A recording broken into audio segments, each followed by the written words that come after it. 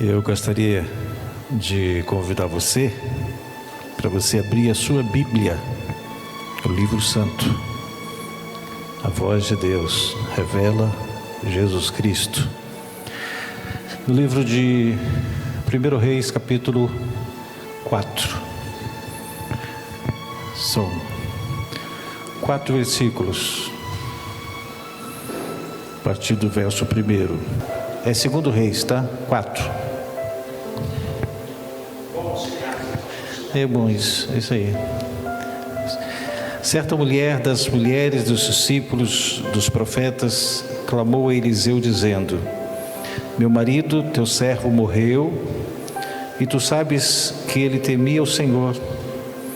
É chegado o credor para levar os meus 2 filhos para lhe serem escravos. Eliseu lhe perguntou: que te hei de fazer? Dize-me, que é o que tens em casa? Ela respondeu: tua serva não tem nada em casa, senão uma botija de azeite. Então disse ele: vai, pede emprestadas vasilhas a todos os teus vizinhos, vasilhas vazias, não poucas. Então entra e fecha a porta sobre ti e sobre teus filhos, e deita o teu azeite em todas aquelas vasilhas, põe à parte a que estiver cheia. Feche os seus olhos, por favor. Obrigado, Senhor, por estarmos aqui nesta oportunidade, nesta noite, e que o teu nome, Senhor, seja glorificado. E que o Senhor venha alcançar o nosso coração, assim como tu alcançaste o coração desta mulher que relatamos aqui através das Sagradas Letras. Alcança o nosso coração, fala conosco, pelo precioso nome de Jesus Cristo. Amém. Pode sentar. Hoje nós queremos tratar acerca do milagre que ocorreu na casa de uma viúva de um dos profetas. Ele havia falecido, porém a morte veio, e ele não esperava que a morte ia chegar, e ele havia contraído algumas dívidas. E essa dívida ficou ativa. E a viúva, quando viu aquilo que ela precisava fazer para quitar essa dívida deixada pelo marido, ela se achou incapaz. E ela estava enfrentando uma situação perturbadora, pois por causa da dívida que ela contraiu, havia possibilidade do credor tomar seus 2 filhos para um período de escravidão, como forma de amortização dessa dívida. O texto em Levítico, capítulo 25, não vou ler esse versículo, do 39 ao 42, determina que se o devedor não pudesse pagar a sua dívida, ele era obrigado a servir o credor como escravo até o ano do jubileu. Diante do clamor da viúva, quando ela foi até o profeta, coloque algumas coisas no seu coração. Essa viúva, ela foi no lugar certo. O problema é quando a gente está passando dificuldade, seja dívida, seja problema, a gente nem sempre vai no lugar certo. Ela foi ao profeta, ela foi buscar uma solução, ela foi buscar uma orientação. Ela não sabia o que ele ia dizer para ela. Ela só foi expressar a sua angústia, o seu medo, porque O seu marido havia deixado uma dívida e ela estava prestes a perder os seus 2 filhos que os credores iam pegar para a amortização dessa dívida deixada.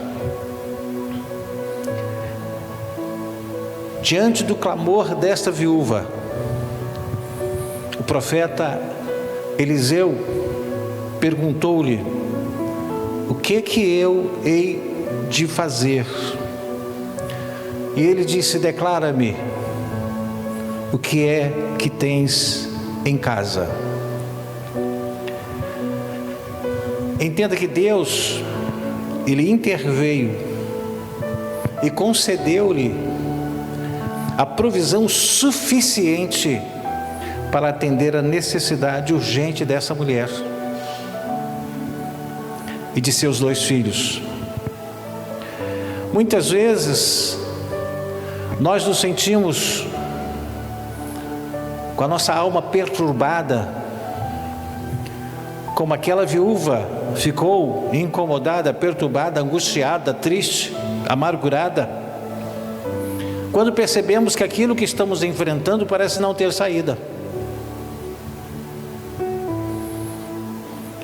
Nós somos surpreendidos por aquilo que vemos que não tem jeito, parece que não tem mais nenhuma saída, nenhuma direção, nenhuma solução.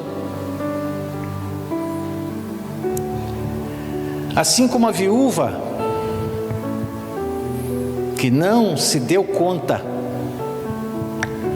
do pouco que ela tinha, mas do quanto ela teria de ter.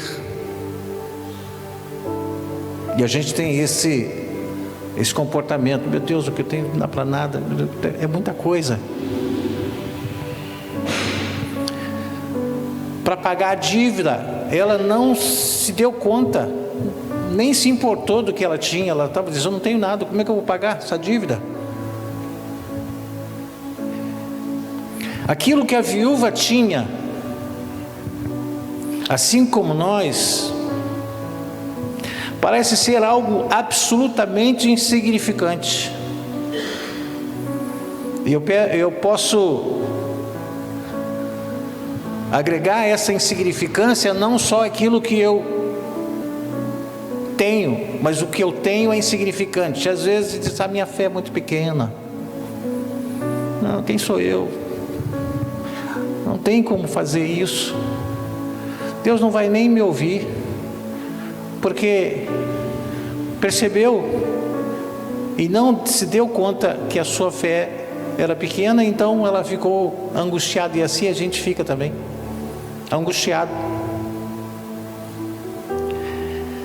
Aquilo que a viúva tinha parecia que não tinha absolutamente insignificância. Ela era muito insignificante, era muito pouco.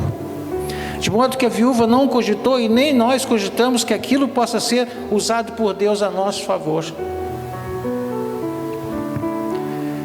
Diante dos desafios e necessidades, podemos pensar que aquilo que temos não é o suficiente.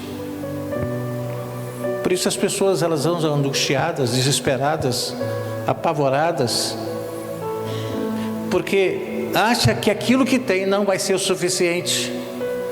E literalmente parece não, e não vai ser. Mas devemos aprender com a palavra de Deus que o pouco que temos pode ser o começo de grandes milagres. Mesmo que pareça insignificante aos nossos olhos, reconhecer o pouco que temos é o primeiro passo para experimentar o poder de Deus agindo em nossa vida. Olha o que ela disse. Eliseu lhe perguntou: que te hei de fazer? Diz-me, que é que tens em casa? Ela respondeu: tua serva não tem nada em casa, senão uma botija de azeite. O caminho do milagre está em reconhecer o que nós temos em casa, o que temos em nosso coração. Você está aqui, eu estou aqui, não é porque nós temos muita fé, é porque temos fé.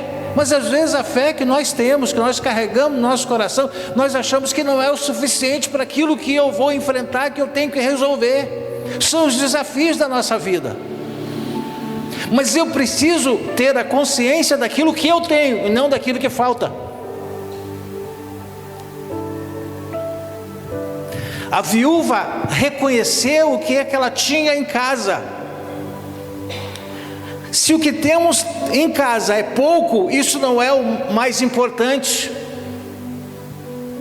Porque o mais importante será reconhecer o que nós temos. Esse é o segredo. Você pode, eu não vou ficar pedindo para você falar isso, me diga para a pessoa que está do seu lado assim: veja o que você tem em casa e reconheça isso.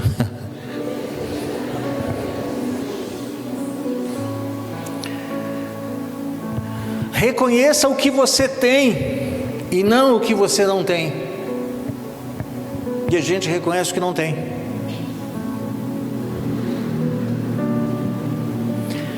Quando nós nos humilhamos diante de Deus, nós estamos reconhecendo a nossa dependência para com Ele. E Ele, o Senhor, começa a fazer grandes coisas. Eu sei que nós vivemos tempos difíceis, tempos de aflição, tempos de angústia, e parece que Deus fechou a mão, parece que Deus não age mais dessa forma. Não, Deus continua sendo o mesmo. Eu não posso ficar reconhecendo só o que eu não tenho, só que aquilo que não está acontecendo. Eu preciso reconhecer aquilo que eu tenho, aquilo que Deus pode fazer, é Deus que é capaz de fazer, e só Ele pode fazer. Saiba que quem olha muito para o que falta, não consegue perceber o que tem.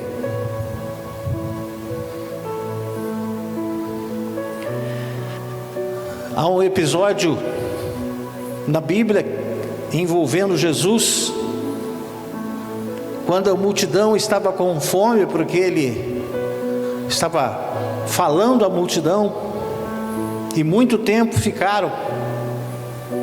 Jesus queria saber dos discípulos o que eles tinham para oferecer. Lá em João capítulo 6, no versículo 5, alguns versículos, só para a gente fortalecer essa tese daquilo que a gente tem, a importância.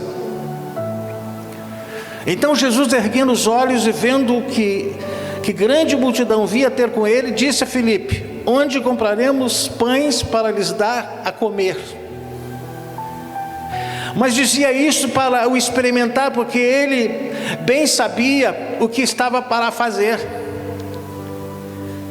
Respondeu-lhe Filipe: não lhes bastariam 200 denários de pão para receber cada um o seu pedaço? Um dos seus discípulos, chamado André, irmão de Simão Pedro, informou a Jesus: está aí um rapaz que tem 5 pães de cevada e 2 peixinhos, mas isto que é para tanta gente? Disse Jesus: fazei o povo assentar-se, pois havia naquele lugar muita relva. Assentaram-se, pois, os homens em número de quase 5.000, fora mulheres e crianças. Então Jesus tomou o pão, os 5, os pães, e tendo dado graças, distribuiu entre o povo, e também igualmente os peixes, quanto queriam. E quando já estavam fartos, Jesus disse aos seus discípulos: recolhei os pedaços que sobraram, para que nada se perca. Assim, pois, o fizeram, e encheram 12 cestos de pedaços dos 5 pães de cevada que sobraram aos que haviam comido. O rapaz apareceu com um cesto com 5 pães e 2 peixes. Era semelhante à botija de azeite que a viúva tinha em casa. Era só aquilo, pelo tamanho da dívida. E havia uma dívida com o povo de alimentar aquele povo que estava com fome. 5.000 homens, fora as mulheres e crianças. Só havia 5 pães e 2 peixinhos, mas todos foram fartos.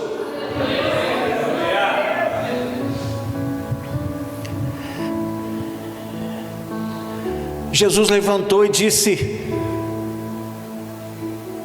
levantou o cesto e disse: Pai, graças eu te dou. Aquilo que o discípulo desprezou, Jesus agradeceu.